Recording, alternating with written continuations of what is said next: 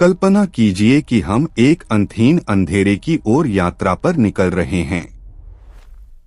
एक ऐसा क्षेत्र जहां दूरी और समय की अवधारणाएं हमारी सीमित मानवीय धारणा के लिए पूरी तरह से अर्थहीन हो जाती हैं, जहां हम जिसे हल्के मन से विया लैक्टिया कहते हैं, वह वास्तव में एक विशाल संरचना है जिसमें लगभग 400 अरब तारे एक राजसी और शांत नृत्य कर रहे हैं। एक ऐसा अस्तित्व जो 13 अरब 800 मिलियन वर्षों से अधिक समय तक फैला हुआ है और जिसकी अपारता इतनी अधिक है कि ज्ञात ब्रह्मांड की सबसे तेज इकाई प्रकाश को भी इसे एक छोर से दूसरे छोर तक पार करने के लिए कम से कम 1 लाख वर्ष लगेंगे। यह आकाशगंगा की अपारता और उसकी ऐतिहासिक गहराई न केवल हमारी कल्पना की क्षमता से बहुत आगे है, बल्कि इस छोटे से ग्रह पर मानव के सभी कारनामों को अनगिनत रहस्यों के बीच एक क्षणिक चमक, एक पल की बिजली की तरह बना देती है, जो अभी भी अनसुलझे हैं। नवीनतम वैज्ञानिक अध्ययनों से पता चलता है कि हमारी आकाशगंगा की इस विशाल संरचना में हाल के वर्षों में जेम्स वेब स्पेस टेलीस्कोप द्वारा प्राप्त आंकड़ों से हम अधिक स्पष्ट रूप से देख सकते हैं कि कैसे ये तारे और उनके चारों ओर की सामग्री निरंतर विकास की प्रक्रिया में हैं, जो हमें ब्रह्मांड के प्रारंभिक चरणों की याद दिलाती है। इस विशाल तारों के सागर के केंद्र में हमारे सौर मंडल की सामान्य स्थिति से 27,000 प्रकाश वर्ष की दूरी पर एक ऐसी दूरी जो प्रकाश को पार करने में 27,000 वर्ष लगेंगे, एक घना और रहस्यमय अंतरिक्ष क्षेत्र स्थित है। वैज्ञानिक इसे एक छिपा हुआ दिल कहते हैं। जेम्स वेब स्पेस टेलीस्कोप और इवेंट होराइजन टेलीस्कोप की वैश्विक नेटवर्क की नवीनतम अवलोकनों के अनुसार यह स्थान न केवल रासायनिक तत्वों का एक विशाल क्रूसिबल है, बल्कि हमारी भौतिक सिद्धांतों की सीमाओं का परीक्षण करने वाला एक प्राकृतिक प्रयोगशाला भी है। विशेष रूप से 2025 वर्ष में जेम्स वेब द्वारा कैद किए गए फ्लेयर्स से पता चलता है कि सुपरमैसिव ब्लैक होल एक निरंतर चमकदार प्रदर्शन प्रदान करता है, जिसमें संक्षिप्त विस्फोटों से लेकर लंबे समय तक चलने वाली चमक तक उतार चढ़ाव होते हैं। ये फ्लेयर्स पहली बार मध्य इंफ्रारेड में स्पष्ट रूप से पता चले 3 से 12 माइक्रोमीटर की तरंगदैर्घ्य पर गैस और धूल की गतिशीलता को और अधिक स्पष्ट रूप से रोशन करते हैं। इसके अलावा 2025 के अवलोकनों से पुष्टि होती है कि ऐसी विस्फोटों में ब्लैक होल के आसपास सिंक्रोट्रॉन विकिरण द्वारा शीतलन शामिल है, जो ऊर्जा प्रक्रियाओं की अधिक सटीक दृष्टि प्रदान करता है और सामग्री संचयन के सैद्धांतिक मॉडलों को मजबूत करता है। जेम्स वेब के 2025 में अतिरिक्त अध्ययनों, जिसमें प्रकाश वक्र और ऊर्जा के अचानक विस्फोटों की पहचान शामिल है, सुझाव देते हैं कि यह परिवर्तनशील गतिविधि निकटवर्ती डार्क मैटर के साथ अंतरक्रियाओं से प्रभावित हो सकती है, जो आकाशगंगा केंद्र की गतिशील विकास की समझ को समृद्ध करती है। हाल के अध्ययनों से, जैसे कि 2025 में प्रकाशित, यह भी पता चला है कि डार्क मैटर की वितरण केंद्र के निकट सपाट है, न कि गोलाकार जैसा पहले सोचा जाता था, जो ब्रह्मांडीय सिद्धांतों को नए सिरे से आकार दे सकता है। पृथ्वी से जब हम रात्रि आकाश की ओर नजर उठाते हैं, आकाशगंगा के डिस्क के निवासी के रूप में केंद्र की ओर देखते हुए हमें केवल एक कमजोर चमकदार पट्टी दिखाई देती है, एक नाजुक चांदी का धागा जो घनी अंतरतारकीय धूल की बादलों के पीछे छिपा हुआ है। फिर भी यह हल्की चमक एक शक्तिशाली तत्व क्रूसिबल का दूरस्थ संकेत है, एक लगभग अपरिहार्य सांस। जेम्स वेब स्पेस टेलीस्कोप की नवीनतम छवियों से पता चलता है कि यह क्षेत्र सैगिटेरियस B2 नामक आणविक बादल को आश्रय देता है, जो पूरी आकाशगंगा की सबसे बड़ी तारा निर्माण बादल है, जो आकाशगंगा केंद्र की नई तारों की लगभग आधी उत्पत्ति के लिए जिम्मेदार है। जैसा कि विशाल चमकदार तारे और इंफ्रारेड में तीव्रता से चमकते हुए धूल भरे गैस से प्रदर्शित होता है, यह चमक केवल ब्लैक होल से नहीं आती, बल्कि तीव्र तारा जन्म प्रक्रिया से भी आती है। विशेष रूप से 2025 में प्रकाशित शोधों के अनुसार सैगिटेरियस B2 में आकाशगंगा केंद्र के कुल गैस का केवल 10% है, लेकिन यह नई तारों का 50% उत्पादन करता है, जो एक स्पष्ट रूप से असममित और अशांत संरचना प्रदर्शित करता है। बादल का एक पक्ष अधिक अनियमित और अराजक दिखाई देता है, जबकि दूसरा अपेक्षाकृत अधिक व्यवस्थित है। इस केंद्रीय क्षेत्र में तारकीय घनत्व कुछ तारों प्रति प्रकाश वर्ष घन में नहीं मापा जाता, बल्कि लगभग 290,000 सौर द्रव्यमान प्रति प्रकाश वर्ष घन की आश्चर्यजनक संख्या तक पहुंचता है। कल्पना कीजिए कि इस क्षेत्र में एक प्रकाश वर्ष की भुजा वाला एक काल्पनिक घन रखा जाए। उसके अंदर संकुचित द्रव्यमान सूर्य के द्रव्यमान के लगभग 3 लाख गुना के बराबर होगा। जेम्स वेब के सितंबर 2025 के हालिया शोधों से कम दृश्य विलोपन वाली और उच्च विलोपन वाली छिपी हुई विशाल तारों की आबादी का पता चला है, जो इन तारों के द्रव्यमान और आयु के बारे में विवरण प्रदान करता है और अत्यधिक वातावरण में तारा निर्माण मॉडलों को बेहतर बनाता है। इसके अतिरिक्त जेम्स वेब की NIRCam दृष्टि से सैगिटेरियस C क्षेत्र में नए तारा निर्माण क्षेत्र की खोज हुई है, जहां कम से कम 2 प्रोटोस्टार्स द्वारा संचालित प्रमुख धनुष आघात और अन्य रेखा उत्सर्जन विशेषताएं हैं। कोलोन विश्वविद्यालय के 2024 में प्रकाशित एक हालिया अध्ययन ने धूल के द्विआधारी वस्तुओं की खोज की, जैसे कि D9 नामक, जो विशाल ज्वारीय बलों के बावजूद स्थिर कक्षाएं बनाए रखती हैं। यह सुझाव देता है कि आकाशगंगा केंद्र पहले जितना विनाशकारी माना जाता था उतना नहीं है और जटिल संरचनाओं के अपेक्षा से अधिक समय तक बने रहने की संभावना खोलता है। इसी तरह 2025 के अवलोकनों से संकेत मिलता है कि सुपरमैसिव ब्लैक होल के सबसे निकट तारे स्थिर कक्षाएं प्रदर्शित करते हैं और गुरुत्वाकर्षण दानव से अत्यधिक निकटता आवश्यक रूप से उनकी तत्काल विनाश का अर्थ नहीं है। 2025 में अतिरिक्त खोजें, जिसमें आकाशगंगा की कम ज्ञात क्षेत्र में छिपी हुई एक विशाल आणविक बादल शामिल है, इस विचार को मजबूत करती हैं कि आकाशगंगा केंद्र में अप्रत्याशित गैस और धूल के भंडार हैं, जो लंबे समय तक तारा निर्माण को बनाए रख सकते हैं। D9 प्रणाली, जो एक युवा तारकीय प्रणाली हो सकती है, सुझाव देती है कि जी वस्तुएं हाल की द्विआधारी विलय की उत्पाद हो सकती हैं, जो इस क्लस्टर के रहस्यों को हल करने में मदद कर सकती हैं। कौन सी शक्ति, कौन सा ब्रह्मांडीय अधिकार इस प्लाज्मा की विशाल गोलों की इतनी भयानक सांद्रता को थोप और बनाए रख सकता है? उत्तर व्यक्तिगत तारों के बीच साधारण गुरुत्वाकर्षण अनुनाद में नहीं है, बल्कि अंतरिक्षमय के गांठ में, उस एकवचनता में है जिसके सामने सभी आधुनिक भौतिक सिद्धांतों को झुकना पड़ता है। इवेंट होराइजन टेलीस्कोप नेटवर्क की 2024 की अद्यतन से ब्लैक होल की किनारे पर शक्तिशाली सर्पिल चुंबकीय क्षेत्रों की उपस्थिति का पता चला। मैसियर 87 नामक दीर्घवृत्तीय आकाशगंगा के नाभिक में देखे गए समान ये चुंबकीय क्षेत्र सामग्री के प्रवाह को संरचित करते हैं, विद्युत चुंबकीय विकिरण के माध्यम से चमक की तीव्रता बढ़ाते हैं।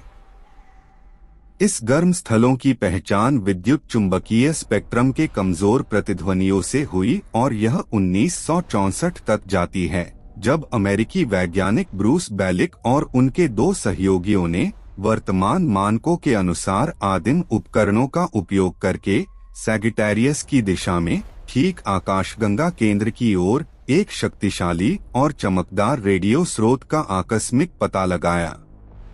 आश्चर्यजनक रूप से यह स्रोत सैगिटेरियस A* नामक एक अत्यंत तेज परिवर्तन अवधि दिखाता है, हर 11 मिनट में एक चक्र पूरा करता है।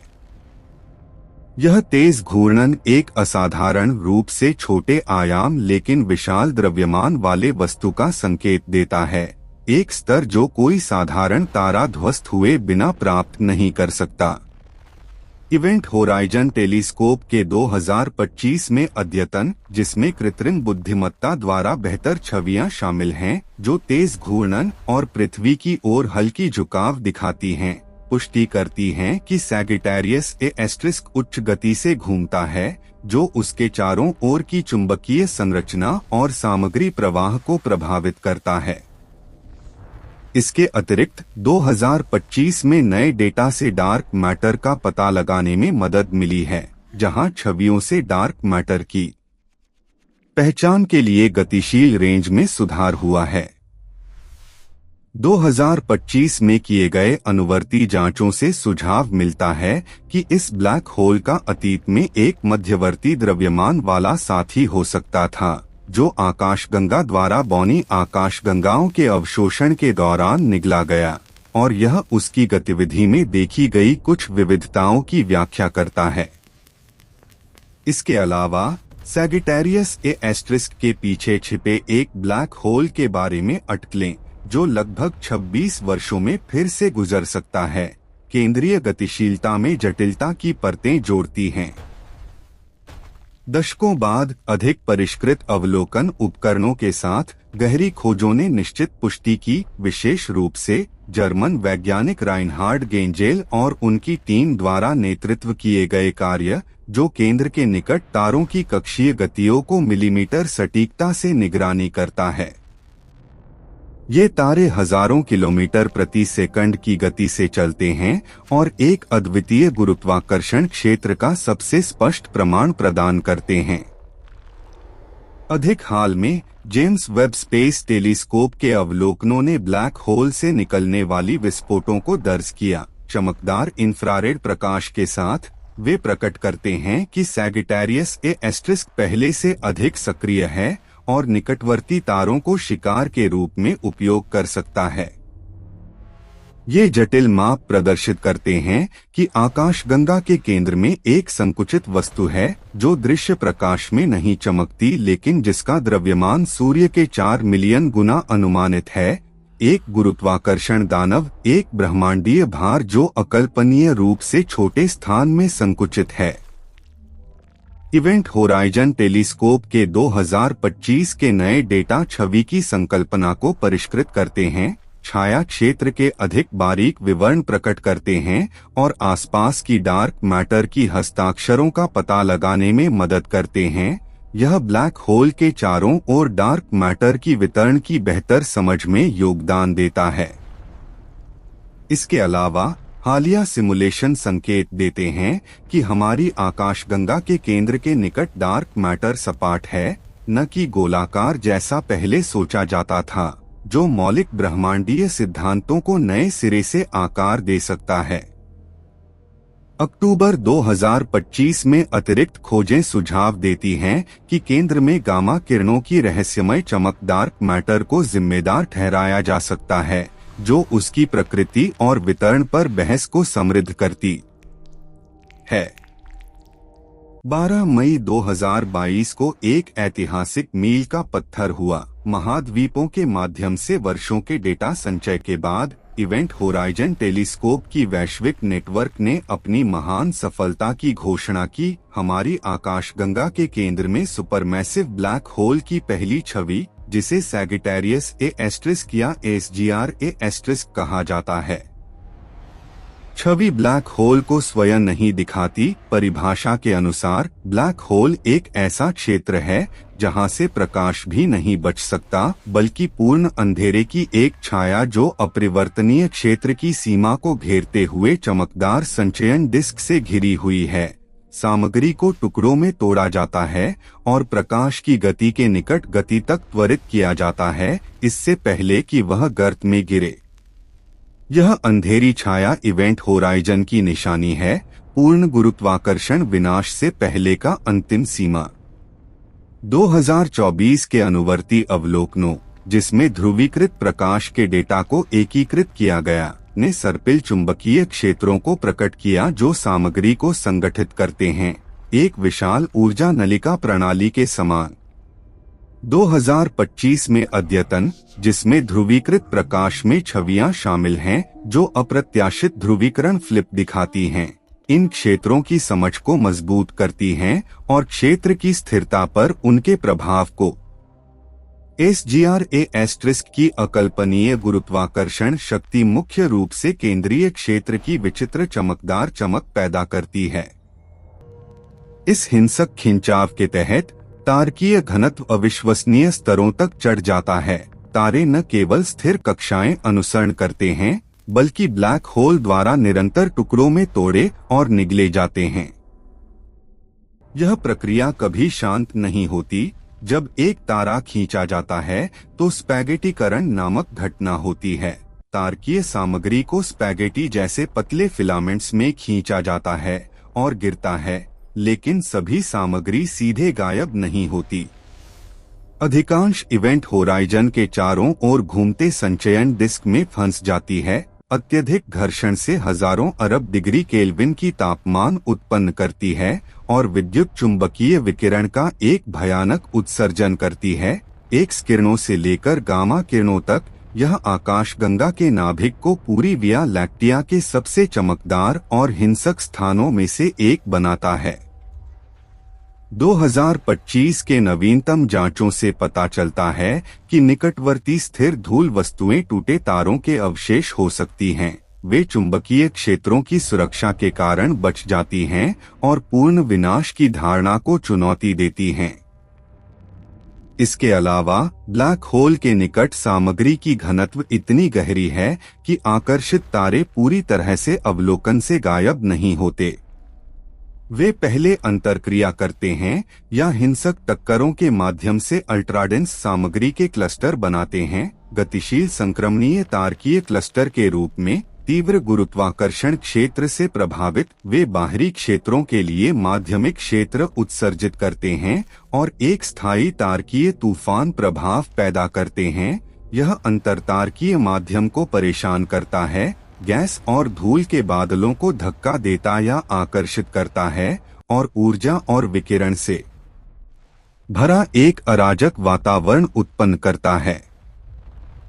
जेम्स वेब स्पेस टेलीस्कोप के अवलोकन सैगिटेरियस B2 को नवजात विशाल तारों से रोशन करते हैं। यह प्रदर्शित करता है कि अराजकता के बीच में भी तारा निर्माण सक्रिय रूप से जारी है और अत्यधिक परिस्थितियों में ग्रह निर्माण की संभावना साबित करता है। जुलाई 2025 में छिपी हुई विशाल आणविक बादल की खोज इस चक्र को बनाए रखने वाले गैस भंडारों के विचार को मजबूत करती है। जबकि सामग्री टुकड़ों में तोड़ी जाती है, तापमान बढ़ता है और आयनीकरण विकिरण तेज होता है। जीवन का अस्तित्व यहाँ तक कि उसके सबसे मौलिक रूपों में लगभग अर्थहीन प्रश्न बन जाता है। कार्बन आधारित जीवन के मौलिक तत्वों पर विचार करें। जैसा हम जानते हैं, सबसे पहले तरल जल, दूसरे एक अपेक्षाकृत स्थिर वातावरण जहां जटिल अणु बन सकते और बने रह सकते हैं।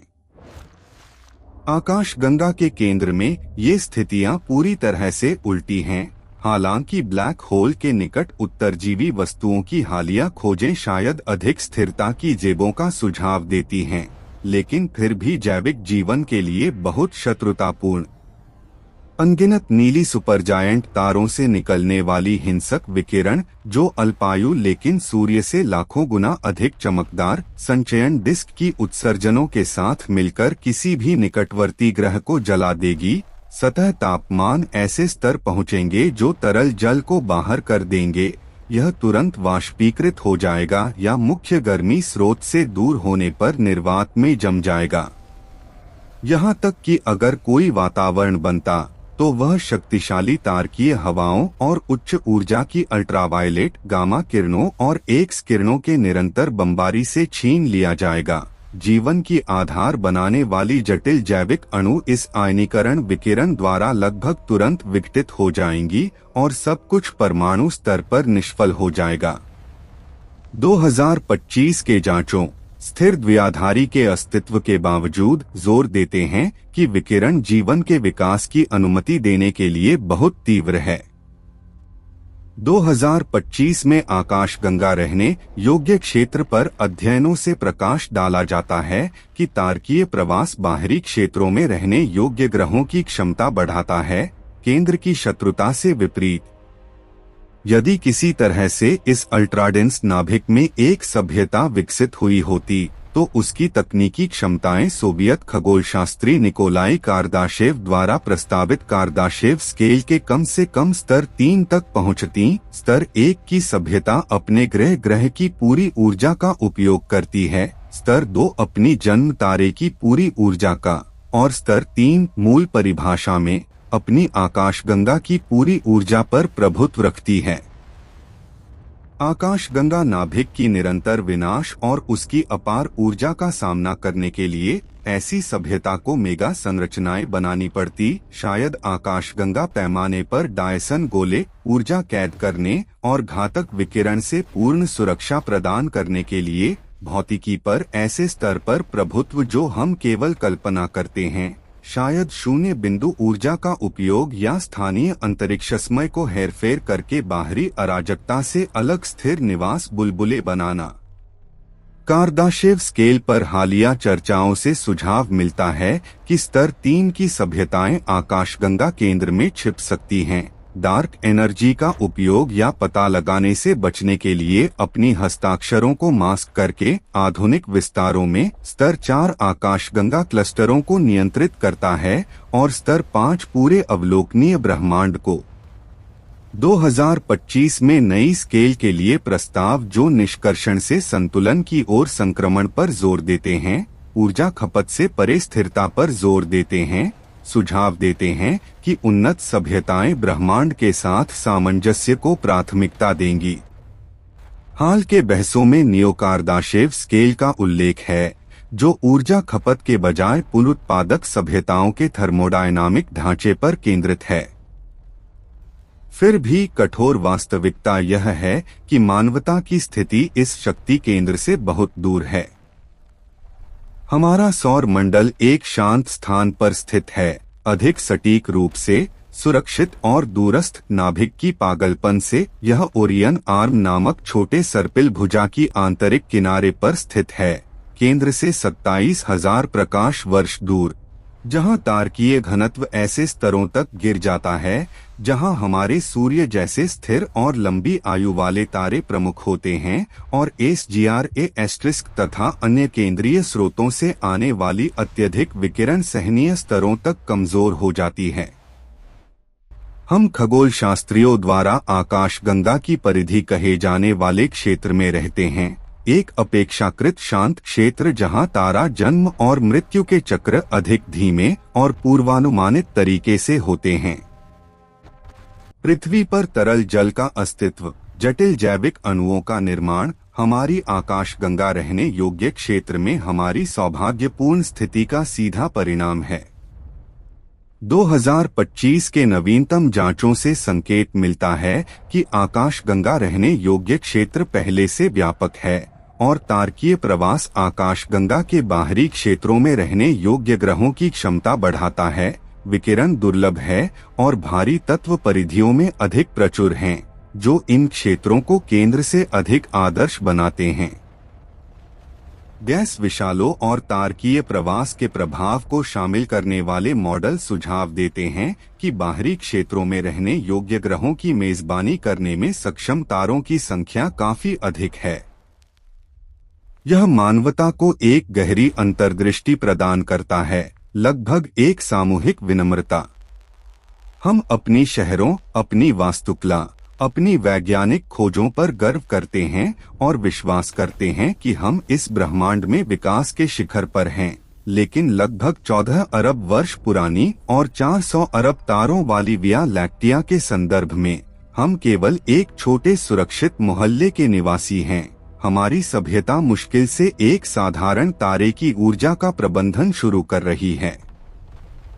आकाशगंगा केंद्र सतही रूप से सभी विकास का अभिसरण बिंदु दिखाई देता है, लेकिन यह एक भट्ठी है जो लगभग दिव्य क्षमताओं के बिना स्थिर अस्तित्व की अनुमति नहीं देती। उन्नत सभ्यताओं के हालिया मॉडल सुझाव देते हैं कि यदि स्तर 3 की संस्थाएं मौजूद हैं, तो वे महान फिल्टर को पार कर सकती हैं, स्वयं विनाश कर सकती हैं या छिप सकती हैं, जो SETI खोजों के मौन की व्याख्या करती हैं। हम जो पीछा करते हैं, युद्ध, संसाधनों के लिए संघर्ष, दशकीय निर्माण परियोजनाएं, ब्रह्मांडीय पैमाने की लेंस से देखने पर अस्पष्ट रूप से महत्वहीन और हास्यास्पद दिखाई देते हैं। शायद मानवता का भाग्य आकाशगंगा केंद्र को जीतना नहीं है, बल्कि परिधि में नाजुक निरंतरता है। ब्रह्मांड से एक ठंडा संदेश की तरह बुद्धिमान संगठित जीवन का उदय एक अत्यंत दुर्लभ संयोग है, जो पर्याप्त शांत पालने में पाला गया, एक सौभाग्यपूर्ण संयोग।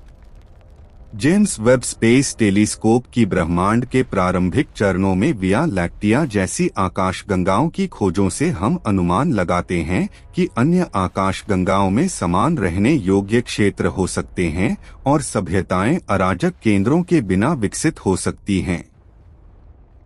उस पालने में विया लैक्टिया मौन और शाश्वत चक्रीय नियमों के अनुसार कार्य करती है। आणविक बादल नए तारों को बनाने के लिए ध्वस्त होते हैं, तारे जीते और मरते हैं, जीवन के लिए आवश्यक भारी तत्वों को अंतरिक्ष में बिखेरते हैं, सभी सामग्री अंतः केंद्र की ओर सर्पिल होती है और सर्वोच्च गुरुत्वाकर्षण द्वारा कुचले जाने से पहले हिंसक विकिरण के माध्यम से ऊर्जा में पुनर्जन्म लेती है। सामग्री अधिक दूर क्षेत्रों में नए तारा निर्माण चक्रों में पुनः उपयोग की जाती है या हमेशा के लिए ब्लैक होल में निगली जाती है। फर्मी बबल्स पर जांच से पता चलता है कि SGRA* की ऐतिहासिक विस्फोटों ने आकाशगंगा की वर्तमान संरचना को आकार दिया है और भविष्य में ब्लैक होल अतिरिक्त सामग्री के अवशोषण से अधिक सक्रिय हो सकता है। 2025 में खोजें पुष्टि करती हैं कि फर्मी बबल्स और इरोसिटा फर्मी और इरोसिटा बबल्स ब्लैक होल की पिछली गतिविधि के अवशेष हैं, संभवतः लाखों वर्ष पहले एक एकल जेट एपिसोड से, और SGRA* से बहने वाली गर्म हवा की पहचान इन विशाल संरचनाओं के गठन का संकेत देती है। जीवन का जन्म उसकी सभी जैव रासायनिक जटिलता के साथ हजारों अरब वर्षों के दौरान भौतिक रासायनिक नियमों के संयोग का एक आश्चर्यजनक चमत्कार है। फिर भी ब्रह्मांड की भव्यता और उदासीनता के सामने उस जीवन की मृत्यु और हानि भयानक रूप से नाजुक हो जाती है। आकाशगंगा केंद्र की चमकदार चमक सरल तारकीय प्रकाश या ब्लैक होल ऊर्जा नहीं है, यह एक अपरिहार्य सीमा का शाश्वत अनुस्मारक है, जिसका सम्मान सबसे उन्नत बुद्धि को भी करना चाहिए या विनाश का सामना करना चाहिए। ब्रह्मांड में बड़े पैमाने पर सिंक्रोनाइज्ड सर्पिल संरचनाओं की खोज के साथ आकाशगंगा केंद्र एक बड़ी नेटवर्क का हिस्सा हो सकता है और उन्नत सभ्यताएं डार्क मैटर के फिलामेंट्स से गुजर सकती हैं। इस चमक पर अपनी नजर को विस्तारित करने के लिए हमें विशिष्ट ऊर्जा स्रोतों में और गहराई से उतरना चाहिए। केंद्रीय क्षेत्र की मुख्य चमक केवल SGRA* से नहीं आती। जेम्स वेब स्पेस टेलीस्कोप और अन्य इंफ्रारेड वेधशालाओं के डेटा पर आधारित हालिया जांच विशेष तारों की सांद्रता प्रकट करती हैं। एस तारे, जो ब्लैक होल को अत्यधिक गति से परिक्रमा करते हैं, कुछ में केवल सैकड़ों दिनों की कक्षीय अवधि, उदाहरण के लिए S2 या S0-2 तारा SGRA* के चारों ओर लगभग 16 वर्षों में एक कक्षा पूरी करता है। ये तारे पेरियास्ट्रॉन पर पहुंचने पर विशाल गुरुत्वाकर्षण प्रभाव का सामना करते हैं और कभी-कभी यह अंतरक्रिया ज्वारीय शक्ति के रूप में जानी जाती है, उनकी बाहरी परतों को पिघलाती या टुकड़ों में तोड़ती है, संचयन डिस्क में विशाल मात्रा में गैस मुक्त करती है और एक्स और गामा किरण उत्सर्जन को बढ़ाती है, क्षेत्र को उच्च ऊर्जा स्पेक्ट्रम में चमकदार बनाती है। जेम्स वेब के नवीनतम अवलोकनों ने ब्लैक होल की नई विस्फोटों का पता लगाया, जो संकेत देता है कि गतिविधि जारी है और भविष्य में बड़ी विस्फोटों का कारण बन सकती है। इसके अलावा वैज्ञानिक SGR-A* की विस्फोटों के घटना की गहराई से जांच करते हैं। यह ब्लैक होल वर्तमान में अन्य आकाशगंगाओं के सक्रिय नाभिकों की तुलना में अपेक्षाकृत शांत स्थिति में है, लेकिन ऐतिहासिक डेटा दिखाते हैं कि यह हिंसक रूप से फटा था। 2018 का एक अध्ययन संकेत देता है कि 300 से 500 वर्ष पहले SGR-A* ने एक अत्यधिक ऊर्जावान विस्फोट उत्सर्जित किया, आकाशगंगा केंद्र के गैस और धूल को आयनीकृत किया और आज गामा किरण स्पेक्ट्रम में देखी जाने वाली विशाल फर्मी बबल्स बनाई। यह विस्फोट एक बड़ी गैस बादल के गिरने या टूटे तारे द्वारा ट्रिगर हो सकता था। केंद्रीय क्षेत्र की अत्यधिक गतिशील स्थिति की पुष्टि करता है और SGR-A* के भोजन के अनुसार विकिरण बढ़ता या घटता है।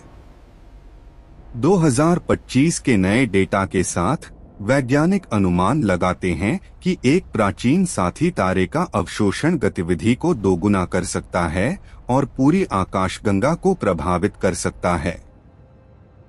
सौर मंडल के निकट घनत्व के विपरीत पर विचार करें, औसत तारकीय घनत्व बहुत कम है। सूर्य के चारों ओर लगभग 1000 प्रकाश वर्ष के दायरे में केवल 0.003 सौर द्रव्यमान प्रति प्रकाश वर्ष घन है। यह अंतर अपार है और केंद्रीय सामग्री घनत्व से लगभग 10 मिलियन गुना कम है। यह असमानता तारों की संख्या से परे विकिरण दबाव और टक्करों की आवृत्ति तक फैली हुई है। परिधि में ग्रहों को अपनी वातावरण को ठंडा और स्थिर करने के लिए हजारों अरब वर्ष मिलते हैं। केंद्र में तारकीय टक्करें हर मिलियन वर्ष में हो सकती हैं और कोई भी कक्षीय ग्रह एक आकाशगंगा पल में नष्ट हो जाएगा या सुरक्षित कक्षाओं से बाहर फेंक दिया जाएगा। फिर भी D9 द्विआधारी और स्थिर धूल वस्तुओं की खोज सुझाव देती है कि कुछ माइक्रो क्षेत्र अधिक समय तक बने रहने वाली संरचनाओं की अनुमति देते हैं, हालांकि वे जीवन के लिए अनुपयुक्त रहते हैं। सैद्धांतिक दृष्टिकोण से कार्दाशेव स्केल का स्तर 3 आकाशगंगा केंद्र के चुनौती को ध्यान में रखते हुए विस्तारित होना चाहिए।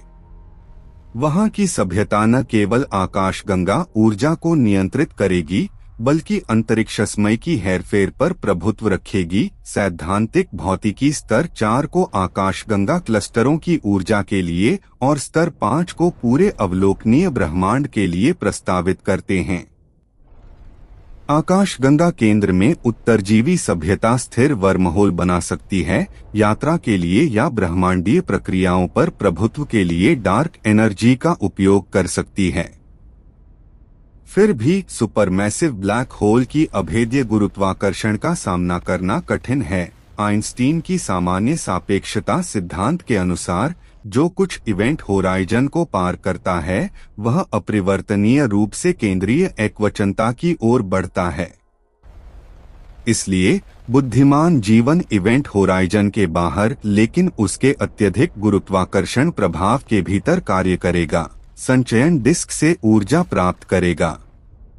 यह अकल्पनीय स्तरों पर क्वांटम और कण भौतिकी का उपयोग कर सकता है, ब्लैक होल से हॉकिंग विकिरण निकालकर या अत्यधिक सापेक्षवादी प्रभावों के माध्यम से कृत्रिम निवासों की स्थिरता बनाए रखकर।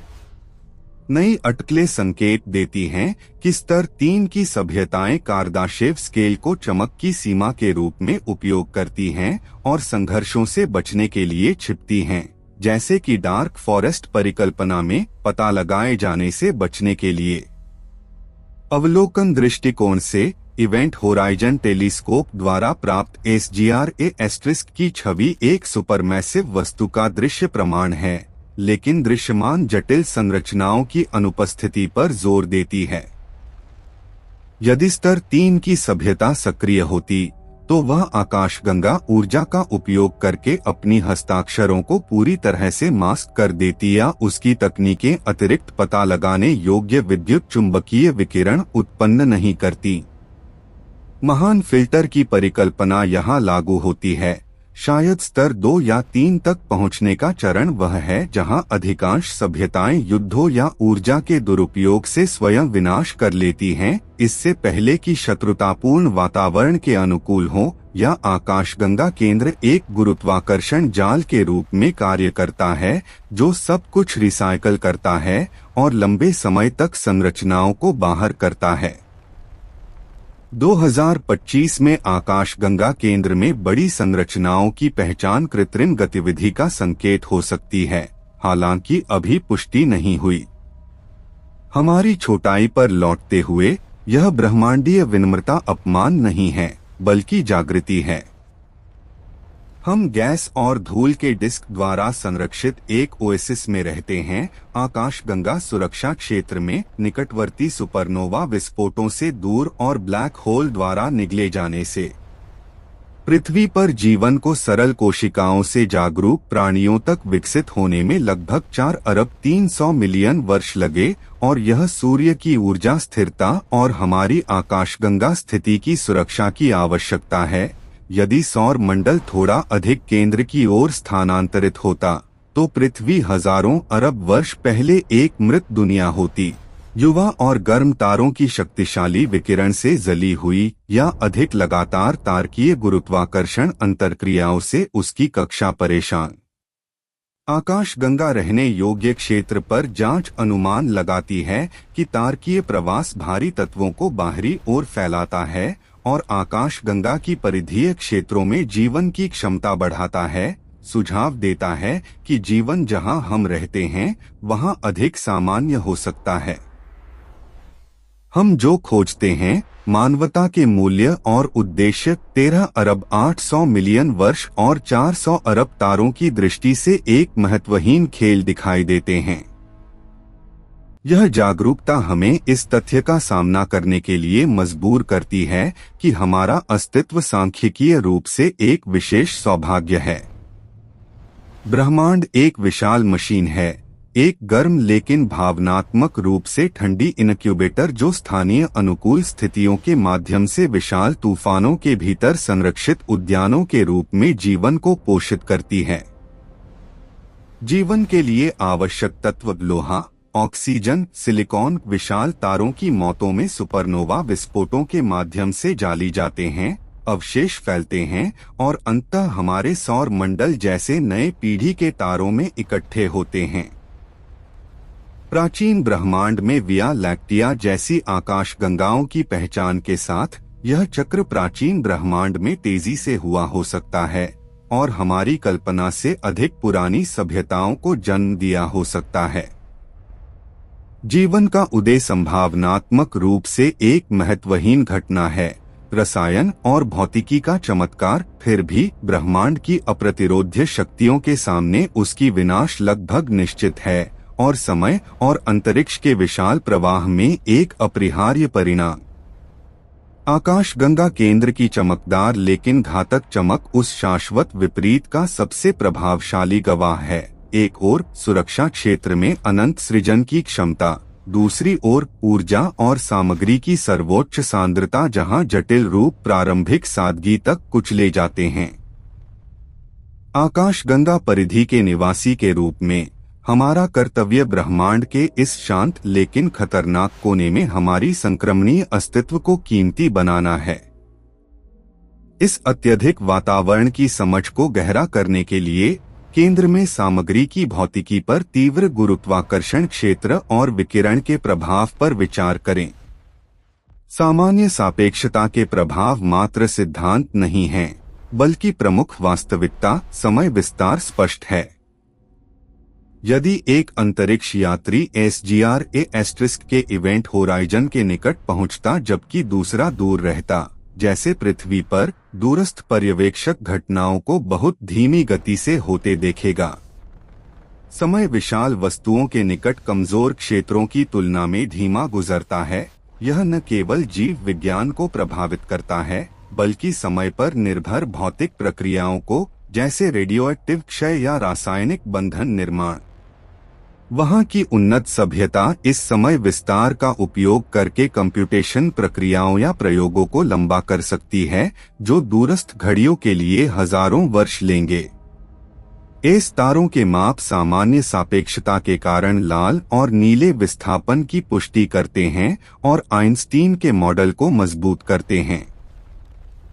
इसके अलावा केंद्रीय वस्तुओं पर जांचों से वैज्ञानिकों ने इस तारों में सूक्ष्म स्पेक्ट्रल विस्थापन मापे। निकट आते या दूर जाते समय प्रकाश का नीला और लाल विस्थापन सामान्य सापेक्षता का सबसे ठोस प्रयोगात्मक प्रमाण प्रदान करता है और इस अत्यधिक वातावरण की व्याख्या करने वाले मॉडल को और मान्य करता है।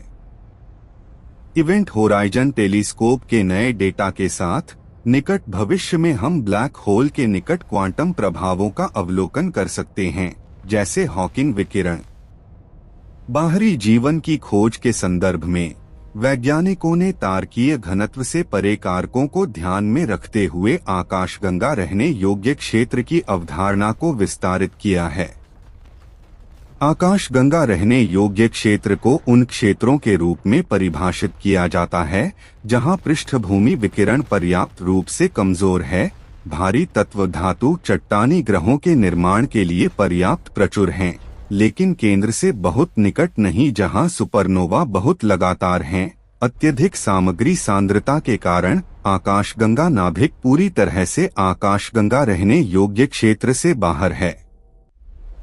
हालिया मॉडल सुझाव देते हैं कि आकाशगंगा रहने योग्य क्षेत्र एक अत्यधिक चौड़ी कुंडलाकार संरचना हो सकती है और हम उसकी बाहरी किनारे पर हैं। आकाशगंगा डिस्क के और बाहर जाने पर भारी तत्वों की कमी मिलती है, जहां ग्रह मुख्य रूप से गैस विशाल के रूप में बनते हैं या पृथ्वी जैसे जीवन के लिए आवश्यक चट्टानी नाभिकों से रहित। 2025 के जांचों से संकेत मिलता है कि तारकीय प्रवास आकाशगंगा रहने योग्य क्षेत्र को बाहर की ओर विस्तारित करता है, रहने योग्य ग्रहों की संभावना को दोगुना करता है और सुझाव देता है कि जीवन जहां हम रहते हैं वहां अधिक सामान्य हो सकता है। आकाशगंगा केंद्र की चमक अंततः एक परिदृश्य है जहां विनाश शुद्ध ऊर्जा में बदल जाता है। यह भौतिक प्रमाण है कि सुपरमैसिव ब्लैक होल सभी बड़ी आकाशगंगाओं के निर्विवाद गुरुत्वाकर्षण शासक हैं। यदि स्तर 3 की सभ्यता मौजूद है तो उसे गुरुत्वाकर्षण, विकिरण और शायद अंतरिक्षमय की सार को ही जीतकर वहां उत्तरजीवित होना चाहिए। फिर भी पृथ्वी पर्यवेक्षक की दृष्टि से यह ज्ञान हमारी नाजुकता पर जोर देता है। हम जी प्रकार के तारे पर निर्भर प्राणी हैं, सूर्य की हवाओं से उसके मजबूत चुंबकीय क्षेत्र द्वारा संरक्षित ऑक्सीजन और नाइट्रोजन से समृद्ध वातावरण में विशाल ब्रह्मांड में अर्थ खोजते हैं। हम संचयन सामग्री के अप्रत्यक्ष संकेतों के माध्यम से SGRA* का पता लगाते हैं और केवल 2022 में इवेंट होराइजन की छाया कैद करते हैं। यह दिखाता है कि हम और ब्रह्मांड के रहस्यों के बीच ज्ञान का गर्त गहरा बना हुआ है। इवेंट होराइजन टेलीस्कोप के 2025 के अद्यतन के साथ हम आसपास की डार्क मैटर को बेहतर समझते हैं और नई ब्रह्मांडीय सिद्धांतों को खोलते हैं। मानव भाग्य की विडंबना ऊर्जा की प्रचुर आवश्यकता में निहित प्रतीत होती है अधिकतम विकास के लिए, लेकिन इस तथ्य में कि ऊर्जा का सबसे समृद्ध स्थान आकाशगंगा केंद्र लंबे समय तक जटिल संरचनाओं को निषिद्ध करता है। जीवन को स्थिरता की आवश्यकता है और यह केवल संरक्षित परिधियों में पाई जाती है। यह एक शाश्वत चक्र है। सामग्री संघनित होती है, जलती है, ऊर्जा मुक्त करती है और अधिक दूर क्षेत्रों में पुनरुत्पादित होती है। शायद एक उन्नत सभ्यता हमें आकाशगंगा केंद्र से नहीं बल्कि इस शांत परिधि के छिपे कोनों से देखती है और हमारे विनम्र प्रयासों पर मुस्कुराती है। यह SETI का मौन उत्तर है।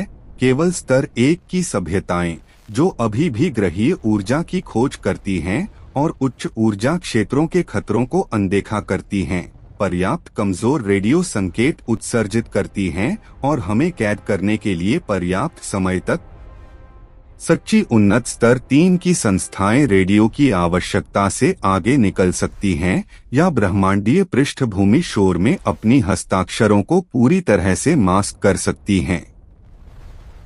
जबकि कार्दाशेव स्केल विस्तारित होता है, मानवता स्तर 0.72 पर स्थित है, अभी भी 1 से दूर ऊपर चढ़ने के लिए ऊर्जा बाधाओं को पार करना चाहिए और स्वयं विनाश को रोकना चाहिए। आकाशगंगा केंद्र की चमकदार प्रकाश एक निमंत्रण नहीं है, बल्कि चेतावनी है, सामग्री की अंतिम विनाश का स्मारक। यह वह स्थान है जहां ब्रह्मांड के नियम सबसे स्पष्ट रूप से प्रकट होते हैं। सर्वोच्च ऊर्जा सर्वोच्च बलिदान की मांग करती है और मानवता शुद्ध संयोग से धूल और गैस द्वारा संरक्षित संक्रमणीय उत्तरजीवी के रूप में उस क्रूसिबल से सीखने की कोशिश करती है जिससे हम बचते हैं। जेम्स वेब स्पेस टेलीस्कोप और इवेंट होराइजन टेलीस्कोप के निरंतर खोजों के साथ भविष्य हमें केंद्र की अधिक स्पष्ट छवियां लाएगा और बड़ी ब्रह्मांडीय परिवर्तनों की भविष्यवाणी करेगा, जैसे आकाशगंगा विलय, जो आकाशगंगा रहने योग्य क्षेत्र और सभ्यताओं की लंबे समय तक उत्तरजीविता की संभावनाओं को प्रभावित करेंगे।